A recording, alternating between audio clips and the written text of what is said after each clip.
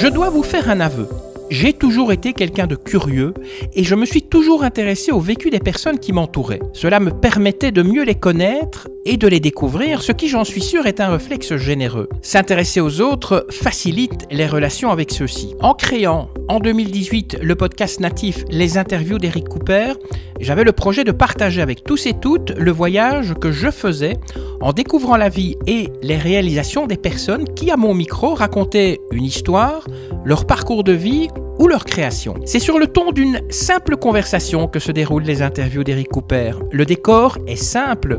La terrasse d'un café, un musée, un parc, une gare. L'ambiance parfaite pour permettre à la conversation de se dérouler aisément. Le seul témoin de ces mots échangés, c'est le micro qui restituera fidèlement les échanges et les bruits extérieurs. L'auditeur ou l'auditrice n'assiste pas à cette conversation, mais si il ou elle ferme les yeux, il ou elle sera à mes côtés et grâce à son imagination, suivra l'interview pour découvrir de façon virtuelle l'acteur ou l'actrice du podcast qui pourra être une personne connue ou inconnue. J'espère que vous aurez un plaisir certain à écouter ce podcast et que vous vivrez un moment unique et hors du temps grâce à celui-ci. C'est Jessica Delors qui est l'actrice du podcast d'aujourd'hui. Elle est réalisatrice et on s'est rencontrés au Brewdog à Bruxelles, juste à côté de la gare centrale. Elle a réalisé un court-métrage qui s'appelle « Assassiner n'est pas draguer ». Alors, je vous signale que « Assassiner n'est pas draguer », ils ont une page Facebook. N'hésitez pas à liker cette page, comme ça, vous serez tenu au courant des activités de ce court-métrage. Alors, Jessica, une première question. Quelle est la différence entre un réalisateur et un metteur en scène? Alors, un réalisateur, il réalise des films. Et un metteur en scène, c'est plus au théâtre. Il met en scène une pièce de théâtre. Mais il y a aussi des metteurs en scène pour les films. Parce que là, j'ai eu contact avec quelqu'un vendredi passé et on a parlé de mise en scène pour un film. Donc, c'est différent quand même, mais ça peut se rapprocher.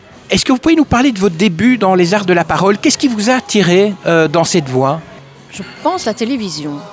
Voir tous ces gens à la télé, les films, les séries, les dessins animés, pouvoir jouer d'autres vies, faire plein de choses qu'on ne fait pas dans la vraie vie, pouvoir être un tueur, un méchant ou mourir sur scène et puis on ressuscite après, après la pièce.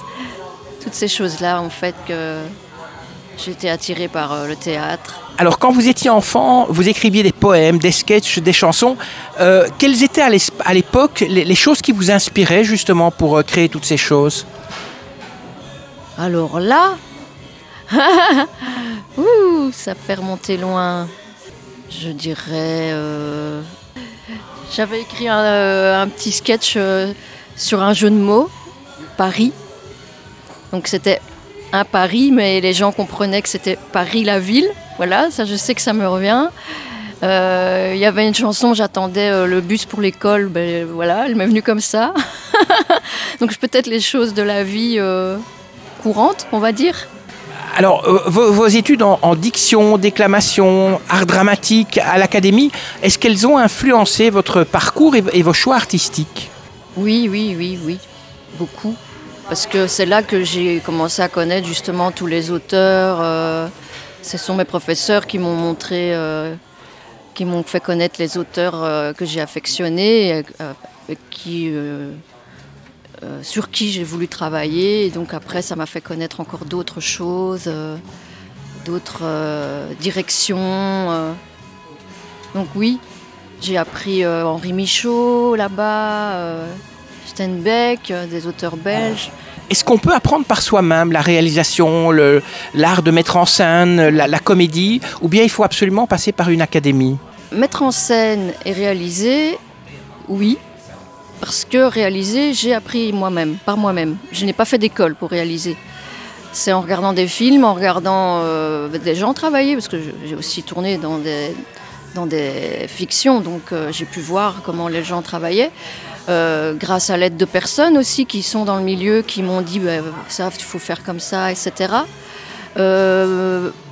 Et point de vue comédie, je pense qu'il faut quand même aussi avoir des cours ou du moins des mentors, des gens qui vous apprennent qui vous aident. Vous avez ça en vous, mais il faut quand même aussi des gens qui peuvent vous apprendre comment se tenir sur scène, etc. Et dans ce milieu, est-ce que les gens partagent leurs talents? On trouve facilement des mentors ou bien c'est très compliqué? J'ai tendance, il y a oui et non. Je pense qu'il faut être au bon endroit, au bon moment, pour trouver la personne qui pourra vous aider. Parfois oui, parfois ça vient tout seul, et puis parfois il y a des gens plus fermés qui ne veulent pas vraiment aider ou distiller leur savoir, mais sinon oui, j'en ai rencontré évidemment, sinon je ne serais pas là. Alors, c'est votre maman qui vous a conseillé de faire de vraies études. Est-ce que ce conseil maternel, est-ce qu'il a joué un rôle dans votre détermination à poursuivre des rêves artistiques? Oui, je pense, parce que j'en parle souvent, donc je pense que oui. Je me suis dit, je veux continuer. J'ai fait les études, des autres études, mais j'ai voulu continuer dans cette voie. Voilà. Vous êtes une sorte de canif suisse, théâtre, musique, chant, cinéma, danse. Comment est-ce que vous parvenez à concilier toutes ces disciplines? Par la passion et l'envie. Et puis tout est lié en fait. Parce qu'il y a l'écriture aussi, la photo que j'affectionne aussi. Je trouve que tous les arts peuvent se rejoindre, s'imbriquer. Voilà, quand on veut quelque chose, quand on aime quelque chose, on prend du temps pour le faire. J'ai parlé de couteau suisse. Vous pourriez par exemple faire de la BD un jour ou du dessin? Parce que ça ne figure pas en fait dans votre canif suisse. C'est vrai, parce que j'aime beaucoup le dessin, les tableaux, les peintres, mais je ne suis pas du tout douée là-dedans. C'est le seul art pour lequel je ne prétendrai pas commencer à le faire. J'aime bien aller voir des expos, voir des gens dessiner, etc. Mais ça, je ne pourrais pas. Être une femme dans ce milieu, est-ce que c'est facile? Entre autres, facile de s'imposer ou pas? De nouveau, c'est un oui et un non. Parce que on est beaucoup plus de femmes, du moins pour être comédienne, qui veulent faire ça, et moins d'élus, on va dire. Sinon, point de vue mise en scène, etc., je ne trouve pas que ce soit plus dur. En tout cas, moi, je n'ai pas l'impression. J'ai pas eu de difficulté due à mon sexe pour mettre en scène ou pour réaliser, en tout cas. Mais point de vue comédienne, oui, là, on est beaucoup à vouloir jouer la comédie, et il y a moins de rôle pour les femmes, surtout de mon âge. Qu'est-ce qui vous a motivé à intégrer le cours Florent? Pouvoir faire encore une autre école que l'académie, et pouvoir encore apprendre plus de choses. La réputation aussi des cours Florent. Le cours Florent, l'académie, est-ce que vous pouvez un petit peu nous en parler? Qu'est-ce qu'on apprend au cours Florent? Une autonomie qu'on n'apprend pas à l'académie, parce qu'à l'académie c'est très encadré. Mais au cours Florent, on doit être autonome, on doit justement pouvoir se mettre en scène, choisir ses textes soi-même, imposer ses idées.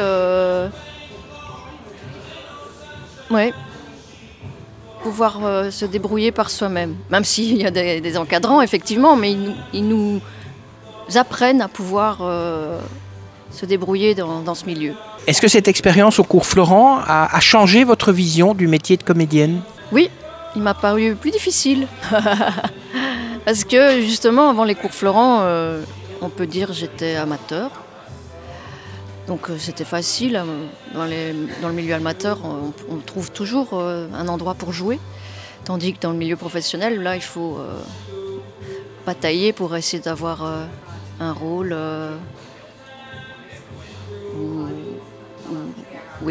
Voilà. Vous avez mentionné votre âge, mais avec l'âge vient l'expérience quand même. Oui, aussi. Par contre, ça, c'est vrai que comme il y a de l'expérience, là, on peut venir nous chercher plus pour la mise en scène, je pense. Là, grâce à mon âge, là, la mise en scène, j'ai plus de propositions parce que plus d'expérience. Mais en tant que comédienne, non. on devient à peu près périmé, va-t-on dire. À 23 ans, vous avez réalisé votre premier court-métrage. Est-ce que vous avez des souvenirs de cette expérience? Oui, et je m'étais trompée, c'est 26 ans, pardon. J'ai revu moi. Oui, donc oui, c'est mon premier souvenir en tant que réalisatrice. J'étais co-réalisatrice, c'était avec quelqu'un d'autre, on avait écrit ça à deux. Et oui, ça, j'ai encore les images qui me viennent là, ça me remémore les personnes avec qui on a travaillé, les lieux où on avait tourné. C'était quoi comme court-métrage? Racontez-nous un petit peu l'histoire, les acteurs, etc. Racontez-nous un petit peu l'histoire de ce court-métrage. C'était le décès d'une grand-mère et nous étions tous ces petits-enfants différents. Il y avait 4 petits-enfants, il y avait la femme d'affaires, on va dire le petit-fils plus tendre, plus poétique, celui qui la connaissait pas, donc qui lui, mémé est décédé, voilà, on va aller voir parce qu'on nous le dit, mais sinon... Et le 4e qui était un peu plus stressé. Enfin, voilà, il y avait 4 réactions différentes face au décès d'une personne proche. Et qu'est-ce qui vous a donné envie de passer derrière la caméra pour réaliser des courts-métrages? Est-ce que ça a été une sorte d'évolution naturelle? Oui, je dirais oui. C'est voir justement quand je vois les films au cinéma, à la télé, voir les techniques de, par exemple, un plan séquence. J'avais envie de pouvoir réaliser moi-même tout ça, des films, des manières de réaliser et aussi exprimer des choses différemment qu'en jouant. Qu'est-ce que vous avez envie d'exprimer quand vous réalisez un court-métrage? Une histoire. Je dirais aussi les sentiments humains. Souvent, je pense que il y a souvent le thème de la mort ou de la perte qui revient. Donc je pense que ça doit jouer quelque chose. Quelque chose en moi qui fait que je dois parler de ça. Ça veut dire que vous avez peur de la mort? Oui. Vous avez adapté un roman en pièce de théâtre. Comment est-ce que vous avez convaincu le fils de l'écrivain d'approuver ce projet? C'était un ami comédien qui avait lu le livre et qui m'avait dit j'aimerais bien qu'on adapte ça. On va contacter le fils de l'auteur parce que l'auteur était décédé. Et c'est venu naturellement. Il était même heureux qu'on s'intéresse au livre de son papa. Et donc on lui a présenté après la pièce écrite tirée du livre. Il est venu la voir, il a été enchanté. Ça s'est fait vraiment naturellement. On n'a pas dû vraiment le convaincre en fait. Voilà. Toutes vos réalisations, est-ce qu'il y a un endroit où on peut les voir aussi sur YouTube? Vous les mettez ou bien si on n'est pas venu les voir à la présentation, il n'y a plus moyen de voir ce que vous avez fait? C'est vrai que pour l'instant, elles sont nulle part. Le premier, il faudrait d'ailleurs que je le numérise. Comme ça, c'est vrai qu'on pourrait le présenter, que je pourrais le mettre sur le web. Mais les 2 autres, comme ce sont des courts-métrages que j'aimerais mettre en festival, on ne peut pas les montrer publiquement parce que alors ils appartiendront au festival. Donc pour l'instant, on ne peut pas encore les voir. Vous parlez de festival, c'est un moment important pour une personne comme vous? Oui, ça permet de voir le travail qu'on fait, de le montrer et d'être vu par plein de personnes qui après peuvent s'intéresser à notre travail et à notre univers. Le public, est-ce qu'il vous suit facilement? Parce que c'est vrai que peut-être tout le monde ne vous connaît pas. Donc quand vous dites, on va vous montrer un court-métrage de Jessica Delors, les gens suivent ou bien il faut vraiment aller les chercher? Non, oui, pour l'instant, je ne pense pas que les gens suivent. Il faut vraiment aller les chercher, effectivement. Et pourtant, vous avez mis en scène 13 pièces de théâtre. Alors, en quoi la mise en scène de théâtre diffère de la réalisation d'un court-métrage? La mise en scène, c'est un travail de longue haleine. C'est quelques mois de répétition avec les comédiens, tandis que la réalisation, c'est plus j'allais dire éphémère, mais c'est pas éphémère, mais c'est plus direct. On arrive, on parle quand même des scènes avant, on peut les répéter, mais on les tourne et puis elles sont dans la boîte, c'est plus figé, on va dire. Tandis que le théâtre, ça évolue. Par exemple, là, je suis metteur en scène sur une pièce depuis 1 an et demi. On l'a déjà jouée 10 fois, mais elle évolue à chaque fois parce que chaque endroit est différent. Nos humeurs sont différentes. On a eu des vies qui ont évolué. Donc, on apporte à chaque fois quelque chose de nouveau dans la pièce et dans la mise en scène. On va parler d'Assassiner n'est pas dragué. D'où vous est venue l'idée pour réaliser Assassiner n'est pas dragué? Alors, elle ne m'est pas venue parce que c'est Samy Fontaine qui l'a écrit. Et donc, lui, il cherchait donc une équipe pour la réaliser. J'ai vu son annonce et j'ai postulé. J'y suis allée au culot. Je me suis dit, bon, osons. Donc, je lui ai dit que j'avais déjà écrit 2 courts-métrages et que je les avais réalisés, que s'il voulait voir mon travail pour voir ce que je faisais, si ça pouvait correspondre à ce qu'il voulait, il pouvait. Et puis, effectivement, il a été enchanté, il a bien aimé mon travail et il a accepté que je sois sa réalisatrice. Est-ce que c'est important que le sentiment humain passe bien dans ce genre de choses? C'est-à-dire que quand vous réalisez le film d'un scénariste, il faut qu'avec le scénariste et avec les autres acteurs, le courant passe bien ou bien c'est pas vraiment nécessaire? Si, il faut absolument que le courant passe, que tout le monde se sente à l'aise. Et oui, si ça passe pas, qu'il n'y a pas d'interaction, la magie du cinéma ne peut pas opérer. Alors, on reste toujours dans Assassiner n'est pas dragué. 2 mots peut-être sur le choix des personnages. Comment s'est passée la sélection des acteurs? Alors, nous avons fait un casting pour la call girl et pour le vieux assassin, on va dire, qui veut arrêter le métier. Et pour le nouveau tueur à gages, moi j'avais un comédien que je connais, avec qui j'ai déjà travaillé, et je l'ai proposé à Samy, en montrant quand même sa bande démo, etc. Et il a dit, ah oui, c'est lui, c'est notre homme, il est incroyable, il correspond vraiment bien au rôle. Et voilà, donc pour les 2 autres protagonistes, qu'à part casting. Est-ce que les personnages de ce court-métrage sont inspirés de vrais personnages, de personnages qu'on peut réellement voir dans la vie de tous les jours? Oui, le jeune gaffeur, le vieil ours mal léché et la fille un peu manipulatrice, mais qui est obligée parce que sinon elle s'en sort pas en tant que femme dans son métier en plus. Il y a des éléments qui font rire dans Assassiner n'est pas dragué. Quels sont ces éléments clés? Ce sont surtout les dialogues. Samy a mis beaucoup de punchlines et aussi des situations visuelles, comiques visuelles. Ouais. On a intégré des références cinématographiques telles que Bon baiser de Bruges ou L'emmerdeur dans ce court-métrage. Comment est-ce qu'on fait pour intégrer ce genre de références? Par les dialogues, la mise en image, l'ambiance du film. Bon, voilà, ce sont des références qu'on a dans notre tête et je pense qu'inconsciemment on les remet en image et en son. Et quels sont les grands défis que vous avez eu à affronter pour la réalisation de ce court-métrage? Trouver les bons endroits et oui, pour pouvoir avoir les endroits où pouvoir tourner ouais, je dirais ça.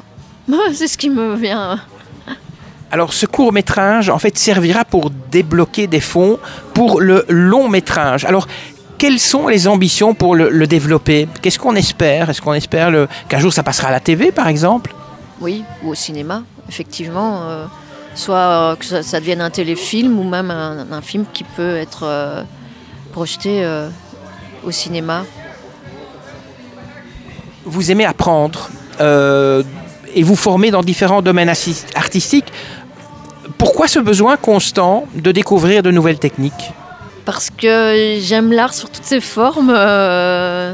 Vraiment, oui, la danse, enfin, tous les moyens d'expression artistique m'attirent et j'ai envie de pouvoir les faire. Est-ce que dans vos réalisations, vous mettez la woman touch ? Oui, je pense. Oui. Parlez-nous de vos rêves. Quels sont vos rêves ? Quels sont vos projets ? Quelles seraient les personnes avec qui vous aimeriez bien tourner, voire réaliser des courts ou des longs métrages ou des pièces de théâtre ? En tant que comédienne, j'admire beaucoup Camille Lou. Et le rêve suprême, mais ça, c'est vraiment un très grand rêve, c'est pouvoir tourner avec Leonardo DiCaprio. Mais bon, voilà. Mais bon, les rêves sont faits pour être réalisés, la vie continue, donc espérons un jour... Alors une dernière question, quel est le conseil que vous pourriez donner à ceux et celles qui voudraient se lancer dans la réalisation ou le théâtre, mais qui hésitent par peur de ne pas réussir ? Il ne faut pas avoir peur de ne pas réussir. Il faut y aller. Si vous voulez faire ça, il faut le faire, vous lancer. Tout le monde peut le faire. Qui veut peut, c'est ma devise. Ça y est, c'est fini. Merci Jessica Delors, vous êtes réalisatrice et vous avez répondu à mes questions. Votre dernier film, c'est Assassiner n'est pas draguer, c'est un court-métrage dont vous pouvez avoir toutes les infos sur Facebook. Donc vous tapez Assassiner n'est pas draguer. Comme ça, vous pourrez suivre le film. Allez, sur ce, je vous quitte, mais n'oubliez pas, si vous avez aimé ce podcast, de le liker, de faire un petit commentaire, vous pouvez le partager aussi. Et puis, important, abonnez-vous, comme ça vous serez tenu au courant de la publication du prochain podcast avant tout le monde.